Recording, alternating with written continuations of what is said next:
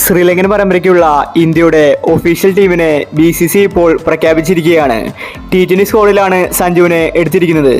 അതുപോലെ T20ക്ക് പുതിയൊരു ക്യാപ്റ്റൻ എത്തിയിരിക്കുകയാണ്. സൂര്യകുമാറിനെ ക്യാപ്റ്റനായി പ്രഖ്യാപിച്ചു.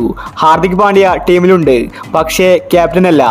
അതുപോലെ തന്നെ ഏകദിനത്തിൽ രോഹിത് ശർമ്മയും കോഹ്ലിയും തിരിച്ചെത്തി. ഏകദിനത്തിൽ വൈസ് ക്യാപ്റ്റൻ ശുഭ്മാൻ ഗില്ലാണ്. KL രാഹുലിന് ക്യാപ്റ്റൻസി കൊടുത്തിട്ടില്ല. അപ്പോൾ BCCI പ്രഖ്യാപിച്ച ഇന്ത്യയുടെ ഒഫീഷ്യൽ സ്ക്വാഡിനെയാണ് നമ്മൾ ഇന്നത്തെ വീഡിയോയിൽ നോക്കുന്നത്. ഇത്തരം ക്രിക്കറ്റ് ന്യൂസിന് വേണ്ടി ഈ ചാനൽ മറക്കാതെ സബ്സ്ക്രൈബ് ചെയ്യൂ. ആദ്യമായിട്ട് T20 സ്ക്വാഡിനെ നോക്കാം.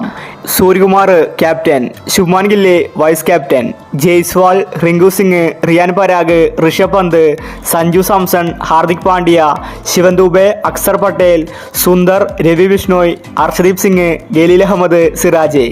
ഇതാണിപ്പോൾ BCCI പ്രഖ്യാപിച്ച T20 സ്ക്വാഡ്.